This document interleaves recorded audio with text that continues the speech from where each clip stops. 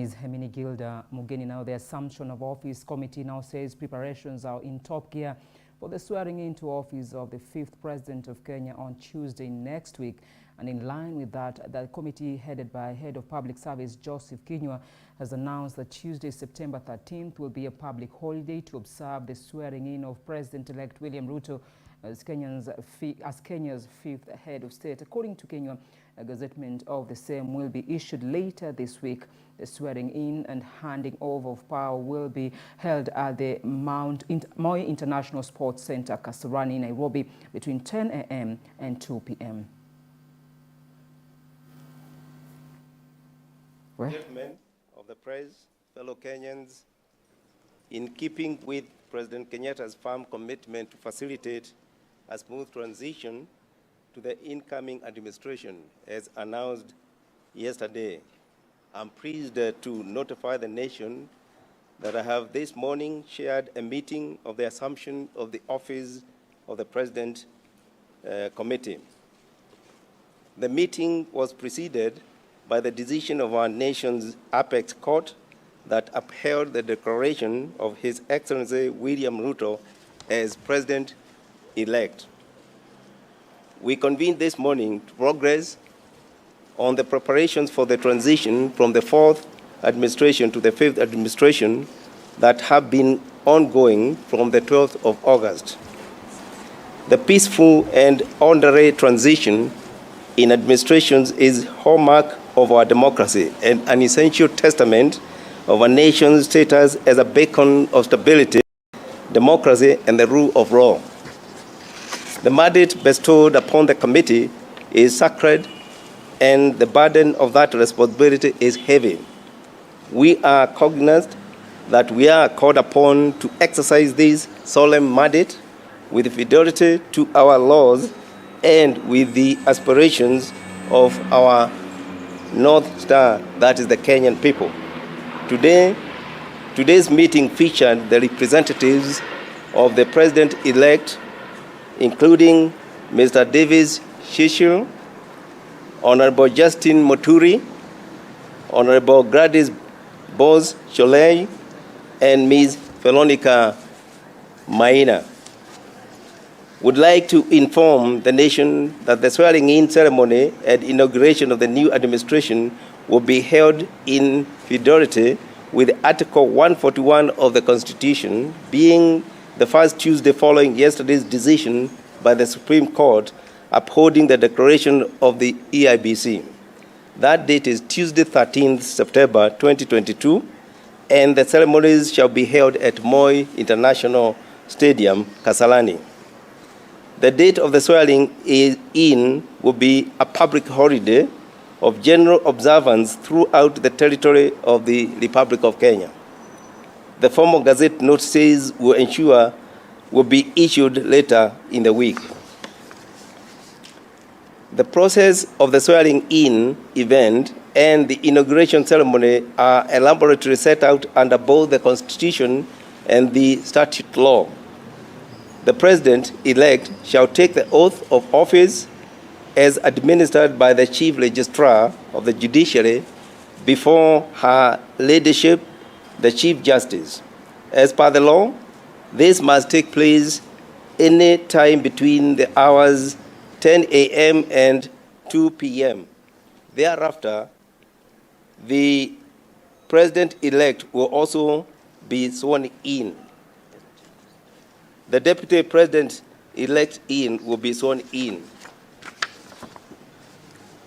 With the presidential election cycle now behind us, the swearing-in and the inauguration ceremony is an opportunity for the nation to not only witness and usher in our nation's 5th administration, but also to celebrate the strength and vibrancy of our constitutional and democratic processes, which differentiates Kenya from so many other nations in Africa and beyond. For that reason, the eyes of Africa and indeed the rest of the world will be on Kenya on that day. In that regard, all Kenyans are invited to be part of this historic event.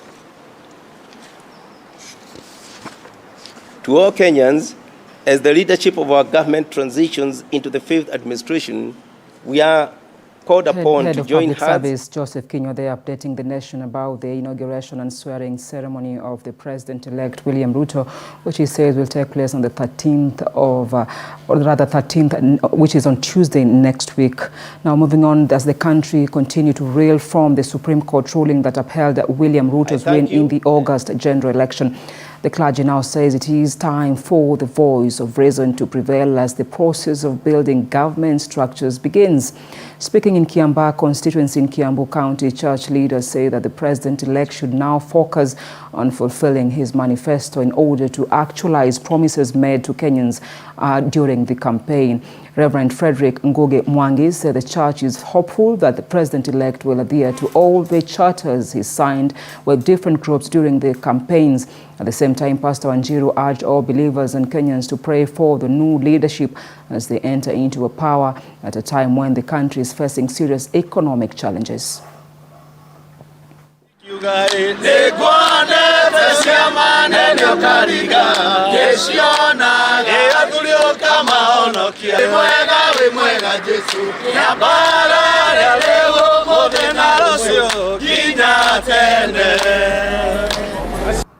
remember we made a memorandum with our President, William Ruto, and I'm assuring you, William Ruto does not lie.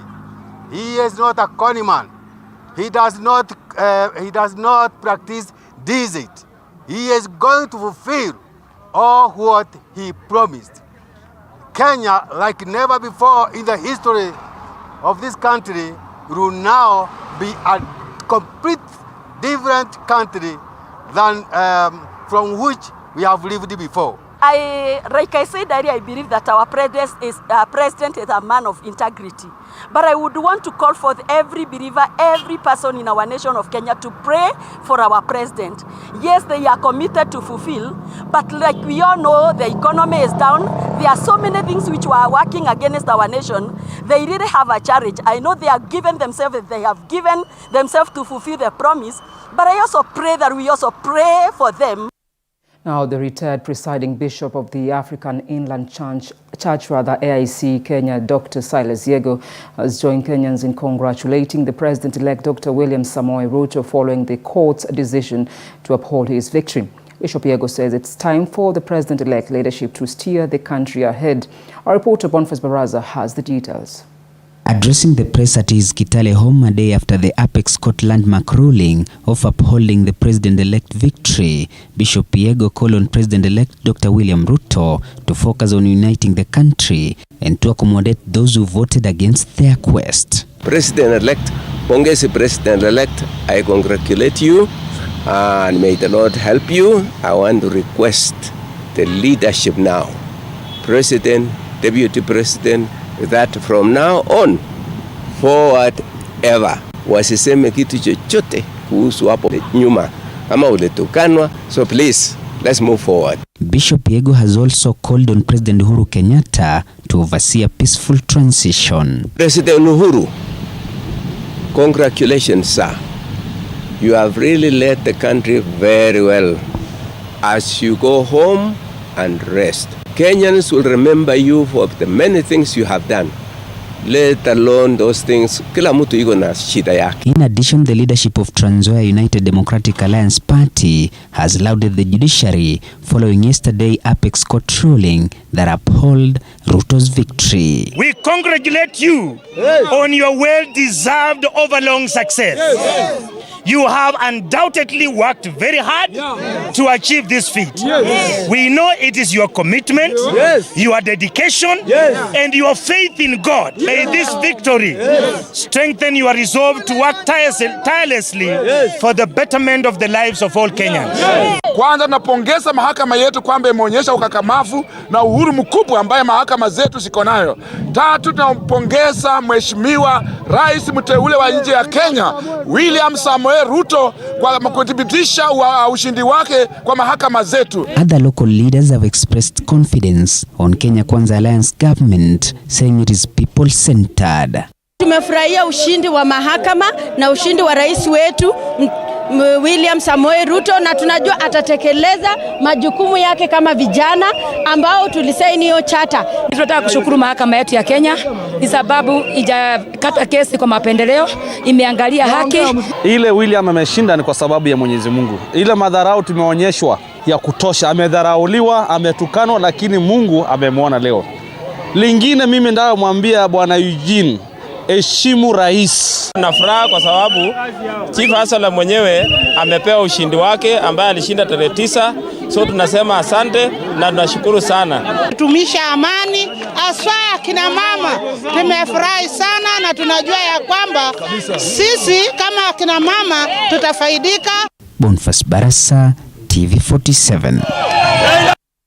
Elsewhere, Gano party leader David Wahiga Maure is now urging his counterparts in the presidential race, Professor George Wajakoya and Raila Odinga, to concede defeat so that the country can move on.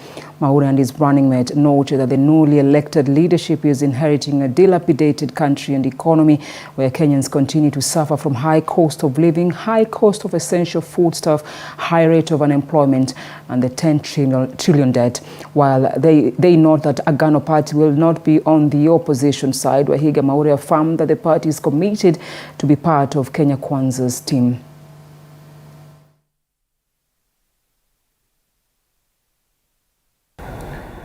Kenyans continue suffering from high cost of living, high cost of essential foodstuffs, high rate of unemployment, and the Kenya shillings 10 trillion debt is still there, among other issues.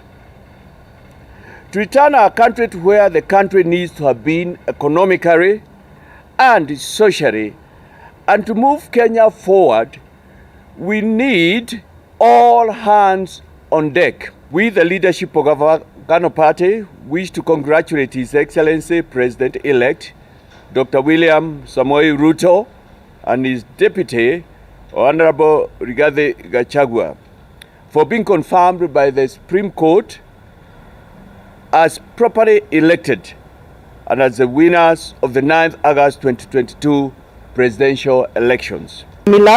So I'm only asking the youth, wanarika na wamama, tupatie His Excellency nafasi aweze kutimiza yale yote aliweza kutuahidi, and we all know that he represents both demographies, so let us give him the chance and the time to do so for us. Now let's cross over to Lamu County, where the youth say they will not dare to participate in any form of protest even if the leader of their choice failed to gain victory after the final decision made by the Supreme Court. In addition to that, they say that the inciting young people to fight will be detrimental to the national economy, considering that the nation is yet to recover from the scars left behind by the coronavirus pandemic. They further urge the youth all over the country to maintain peace.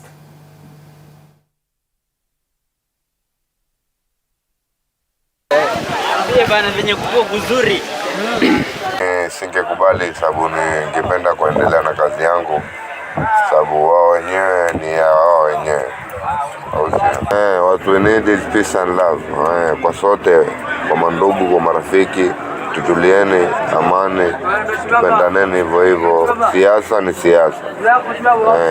Amani ni amani, mtaani tumetulia. Mimi siwezi kuingia barabarani kwa sababu kuleta fujo. Kusema hilo kweli, kwa sababu utaleta fujo, utaumia. Tena yule mwenye amekuagiza kwamba ulete fujo. Elsewhere, Education Cabinet Secretary Professor George Magoha now says he is ready to continue serving the country in the docket if given a chance by the incoming government.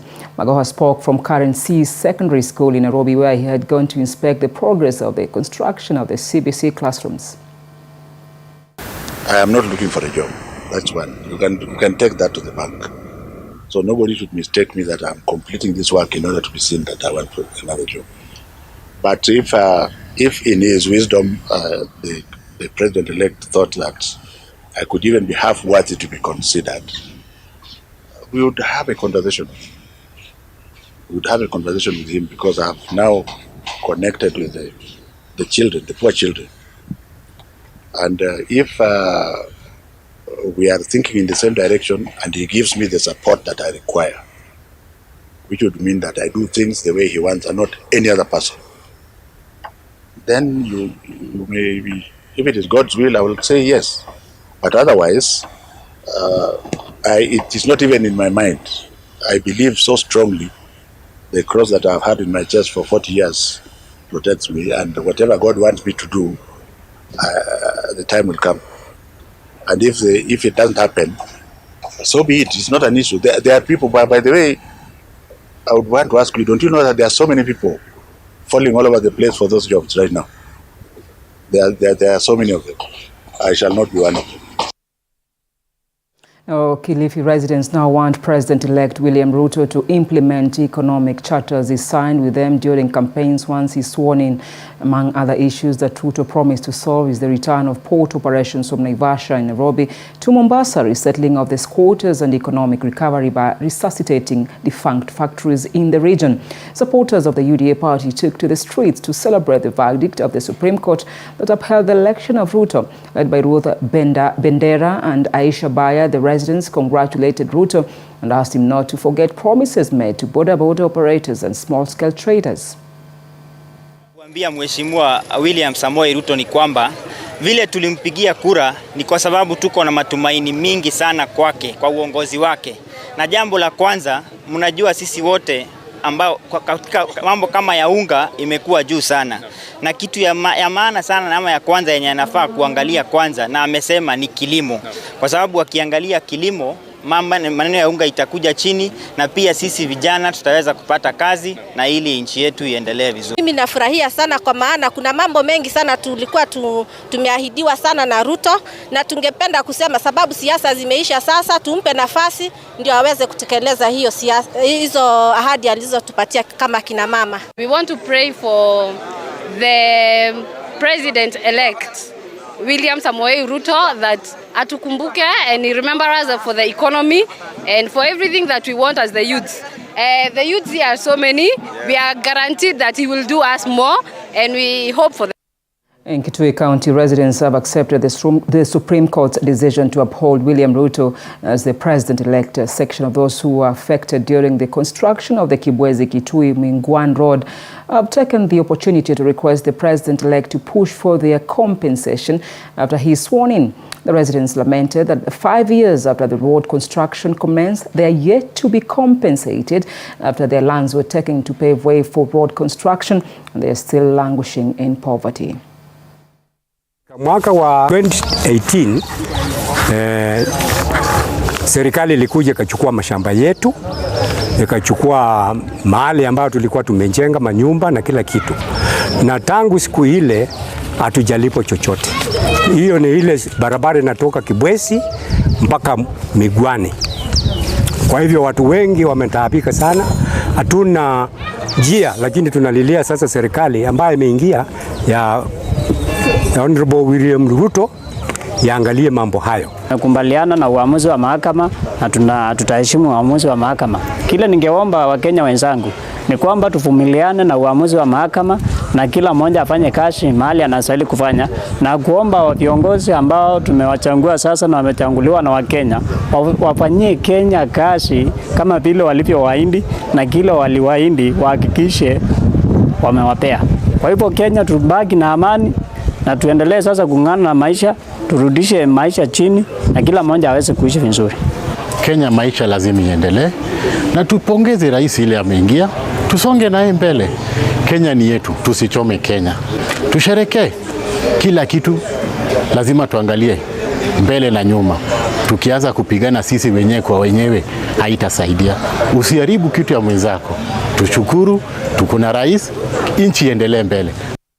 Now, a day after President-elect William Ruto's win was upheld by the Supreme Court of Kenya, the marginalized community in Kenya vowed to support his presidency as he embarks on fulfilling his promises to Kenyans. Speaking in Nairobi, the organization patron Amos Olempaka said the election of William Ruto as the 5th president has given more than 79 marginalized communities in Kenya hope to clinch leadership in the near future.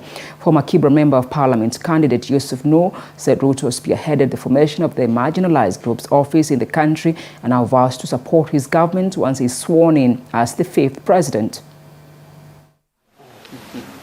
6 chapter Tuko hapa leo kupongeza yeye na kumwambia yeye minorities Kenya mzima walipokuombea tarehe 13 mwezi wa pili. Tunajua hiyo maombi ya walio wachache, walio wanyonge ndio ilikutia moyo na kukupatia pia nguvu, kwa sababu sauti ya wanyonge ni sauti ya Mungu. Tunasema pongezi rais. Sisi tuko ni kama tumepata uhuru kama jamii walio wachache, kwa sababu tunajua rais mwenye ataingia ikulu ni ule mwenye anajali minorities na ni baba wa minorities. So his win is our win. Time for politicking and politics is over. Now it's time for nation building. As minorities, sisi tunahisi na tunafuraha sana. We are already part and parcel of this government, kwa sababu mshindi wa huu uchaguzi ni mtu ambaye ana maono na ana nia ya kusaidia minority. So sisi kama jamii ambayo waliotengwa, tunahisi ni kama tumepata freedom kwa mara ya kwanza. Tunahisi tuko ndani ya serikali, tunahisi mahitaji yetu tutapata na itaangaliwa. Na tunahisi ile bill ambayo iko parliament itashughulikiwa, kwa sababu once the bill is in place, inamaanisha haitajalisha nani atakuwa rais kesho ama kesho kutwa, itakuwa our interest as minorities is catered for. Sheria number 174 ambayo ina recognize issues ya marginalized and minorities haijaweza kutekelezwa katika. Now, Kirinyaga Central MP-elect Gashogi Gitari says Rigathi Gachagua is now the undisputed Mount Kenya kingpin, despite President Uhuru Kenyatta failing to groom him. He has declared that Mount Kenya region will fully support the United Democratic Alliance Party, as well as the President-elect William Ruto, as he begins his journey as the 5th Commander-in-Chief. Gashogi has lauded the police for doing their work despite trying, or rather being used by politicians. Mount Kenya region, we are in UDA to stay. And that is our party, and we will be going together. I want to tell you a few things, what I have observed in this country of ours. If you look at all the people who are competing in this election, the Kalonzos, the Railas, the William Ruto, the Rigathi, apart from the other two, I don't even remember their names. All these were students of Moi. We have had a vacuum. When Kibaki became the president, with the Meshokes of the world, they nurtured Uhuru for presidency or kingpin of Kenya. Unfortunately, my friend Uhuru Kenyatta forgot that role. And that is the time he started killing the dreams of the Akina Mwangi Kionjoris of the world, killing the dreams of Akina Kabogos. So he left Mount Kenya naked. But I want to say here, without fear of contradiction, Rigathi Gachagua is the undisputed kingpin of Central Kenya. And we'll hold his hand, we'll move with him, and the sky is the limit. Na tuseme wale wametugandamiza, kuna wale wa deep state, na wale wengine wanaitwa the tourists of the world, the morales of the world. Will forgive you because Kenya must move together as one team. I want to thank the police force because of, irrespective of being tried to be used by some few people, some of them from Kirinyaga, they refused and stood their guard and said Kenya must continue. Askari wa Kenya wote tutawakumbuka. Now, maize farmers in Nakuru West Sub-County, Nakuru City County are on the brink of hunger following invasion by troops of monkeys on their farms that continue to ravage their crops. The farmers from Barut village and their environs now say that if no action is taken to control the menace, they'll be forced to halt their farming activities as a way of averting continuous losses caused by the primates. Over the last 4 years, the farmers have nothing to smile and are now calling on the Kenya Wildlife Service, KWS, to come to their rescue, or else the families will face dire starvation.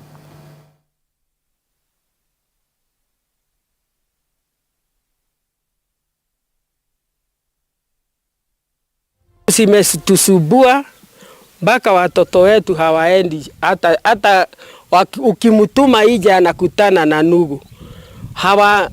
Hawawezi kutumwa dukani. Hata sisi ikikutana na mama amebeba kiodo, inamunyang'anya na inakula ile kitu iko hapo ndani.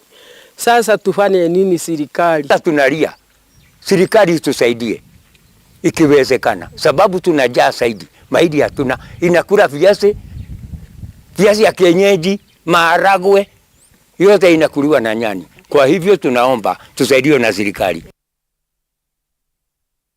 Over to Kiambu County, where the Governor, Dr. Kimani Wamatangi, has stopped all foreign and local trips by top officials of Kiambu County to minimize the usage of public funds until the county is able to raise enough revenue. Speaking in Kiambu County headquarters, where he held his first meeting with over 3,000 workers from 6 sub-counties from Kiambu West, Wamatangi said the county has a ballooning wage bill in excess of 7 billion shillings, where suppliers have refused to work with the county due to pending bills. Wamatangi gave a stern warning to all corrupt county officials who have been siphoning public funds that they will face the consequences of the law, where he said he will go to any length to safeguard public funds that are meant to benefit Kiambu residents. There